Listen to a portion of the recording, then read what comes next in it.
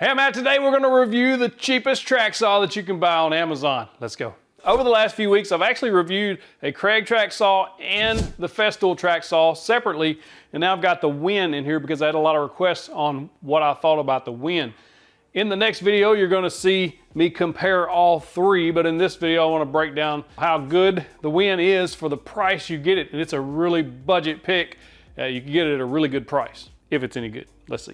If you're new to the channel, I've actually had several Wen products that I use quite regularly, a Wen drill press and a Wen bandsaw. So I'm actually a fan of the Wen line of tools because they're budget picks. In other words, you can get them at a good price, but they're still good quality tools so far. Let's find out if this one is. So when you get your Wen track saw, it's gonna come in a box if you order it from Amazon that says Wen track saw. So you're gonna know what's inside. And then what I really appreciate about Wen is, although you have to buy the saw and the track separately, when you get the track, you actually get 100 inches of track, two tracks that will join together with bars. So you know you're gonna get that good straight cut, but it's gonna come with those two tracks where the other models don't. They pretty much upsell you on the track. And I actually think the other models pricing on the tracks are a little out of line because it's just aluminum. It shouldn't be that expensive. If you're interested in checking out this track saw and the tracks, there'll be links in the description below. You can go check them out for yourself. Straight out of the box, I was actually quite surprised at the fit and finish of this tool because you can actually get the track and the saw for less than $200, which is an absolute steal for a track saw after we put it through its paces, if it's still a good saw. This is actually aluminum of some type. I thought that was going to be plastic, but it's not. And then the grips up here have a rubberized coating that they feel good. It's got a nice feel to it. It actually feels quality. The tracks themselves, I see zero difference in the way they feel as far as the aluminum goes and the way everything slides on them. The only difference I feel between the Kreg and the Festool track is this felt pad on the bottom, or this sticky pad. This is a little more slicker than the others, and I'll have a full comparison in a later video. You'll want to check out the comparison video that I have upcoming, so don't forget to subscribe, hit the bell icon, because I'm going to be giving away this Wen and the Kreg track saw with two tracks each. That's awesome for you, and the only way to win is to watch that video. I'll also probably have a few other prizes, so stay tuned. First thing I noticed when I set the saw on the track is it actually doesn't sit down on the track. And I was like, what's going on?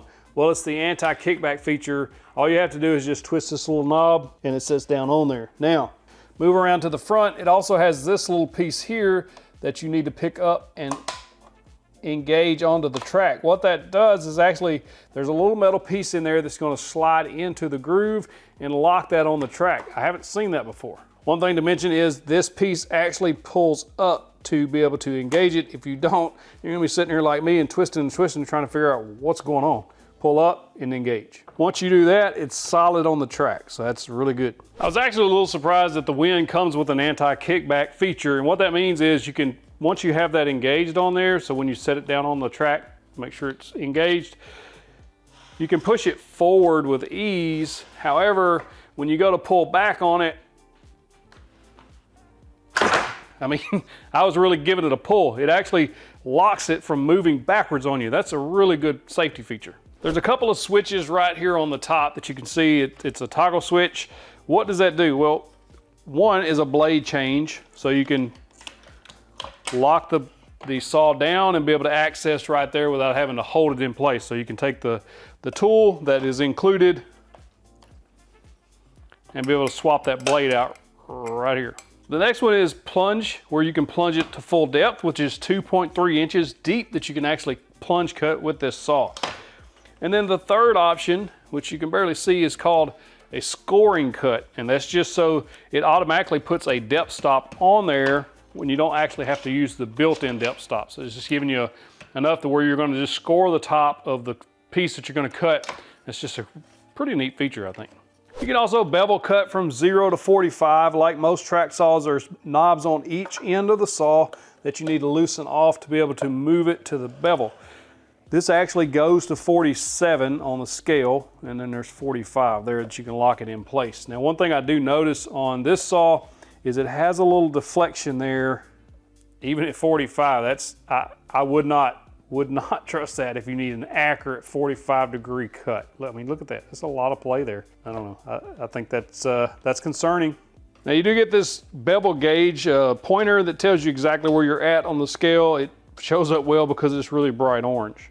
This includes a depth stop as well, from 0 all the way to about 2 3/8. It doesn't glide extremely freely, it kind of sticks, but I mean, it works. If you're using it without the track, you would use it just like this. If you put it on the track, you'd want to flip this little compensation flip up there to catch your saw so that it compensates for the thickness of your track.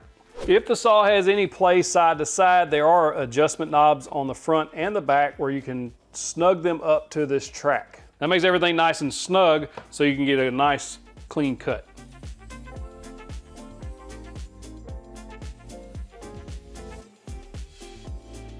Cutting walnut. This is a 4/4 walnut. It's a piece that has a lot of splits and splinters in it. I can't really use it for much else, so thought I would just try and see the power on the Wen. So is the Wen track saw worth you getting? I think it depends on your use. So I just cut through this walnut. Actually wouldn't go all the way through it. It's a little bit deeper or thicker than this saw can actually plunge through, which give me a good indication on the power of the saw. It did fine, but as far as the power or cutting the wood, I could feel it bogging quite a bit. And when I first plunged it, I'm glad this thing had anti-kickback because it actually jumped back a little bit and I could feel it try to push back as I was trying to cut through the walnut, which is kind of concerning because I haven't felt that on other track saws. Now, as far as cutting through plywood, the reason I grabbed the walnut was because when I cut through the plywood, I could feel it bogging a little bit on 3/4 inch sanded birch. So it's kind of like, is it going to be able to cut through the walnut? And it was. So you could use this track saw to break down sheet goods. If you, say if you do it once every couple of months, you need a saw to actually get some good quality cuts, then this probably is going to do you a good job. If you're wanting to use a track saw a lot, more than a few times a month, then I would say probably jump up to a different saw. However, for the price, I think you got a good saw. Now, what do I not like about the saw? So what are you getting with the Wen? What are you giving up, rather? I think the first and foremost is dust collection. Even with the Festool dust extractor connected to it, I still got a lot of dust, and a lot of that was coming out of this port right here. I noticed when I was over here cutting this walnut, it was just flying up out of there. So that's probably one of the culprits. I haven't seen that on the other ones. The other ones may have. We'll check that in the comparison. As far as power goes, it is an underpowered saw. And I don't like that this tool storage is on the cord here. It's just kind of gangly, and it hangs up on the end of your track when you're pushing it on the track. So it's just another catch thing that needs to be somewhere else. Most tools incorporated up here. The anti-kickback is key. I like that feature. I don't like how they have it implemented because it actually won't set on the track properly until you implement it, which I guess makes you implement it before you actually cut something. But if you forget, then your cut's going to be off because the saw is actually setting canted. And this piece up here that locks it onto the track is so cumbersome. And again, if you forget, if you get it off of there, like I just picked it up off there with it activated, that metal piece is actually sticking out. So when you actually set it back on the track, even if you engage the anti-kickback, then it's still raised up because it's setting on top of that little lock-in clip. So it throws everything off. I don't like that when you can't or lean this over for a bevel that it has so much flex. There is a bunch of flex. I would not recommend this for anything other than a 90-degree cut. When you move it over anything off of the 90-degree cut, then you're going to be in some serious trouble with some flex if you're trying to get a good straight cut to make bevels, even to put pieces together at a 45-degree angle. It's just not going to work. Now, if you were just beveling the underside of a table or just trying to get that beveled look or a chamfered look, it may work okay, but if it ever flexes, then you're going to be able to see that when you look down through the edge of your table.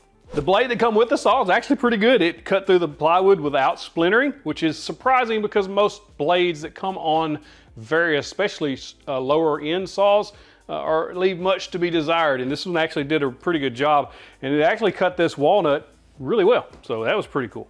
And the tracks that they come with them are excellent tracks. These tracks, I feel no difference in these tracks versus some of the other ones, other than what I've already described on the bottom. That felt pad is a little slippier than most. One thing to mention is when you make the initial cut, I had a lot of comments on the Craig one that they saw the blue dust in the dust bag. That's actually intended because you make the first cut, you cut this anti-splinter piece on the track so that it actually has a very zero clearance to the blade you're using. So that's intended. So you can see here where I cut the track and where it hasn't been cut, it actually cuts about 1/16 of an inch off so that you get that nice zero clearance so you get splinter-free cuts.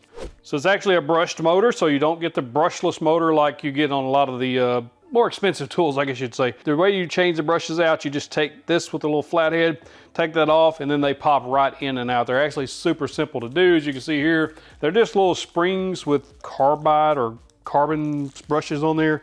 So you just drop in there. It's just one of those drawbacks on a budget saw like this. Be sure to hit the subscribe button, bell icon, and then click all so you get notified of the next video when we come out with a comparison of the Wen, the Festool, and the Craig to see which one lines up with best bang for the buck saw. I think you're probably going to be surprised. Be sure and check out the Craig Track Saw review. Click that box right there. Clicking that box gets you the big old virtual fist bump. Also, when it's ready, the comparison video of the Wen, the Craig, and the Festool track saws will be right there. You can check the comparison out to see which one fits your budget and fits your needs.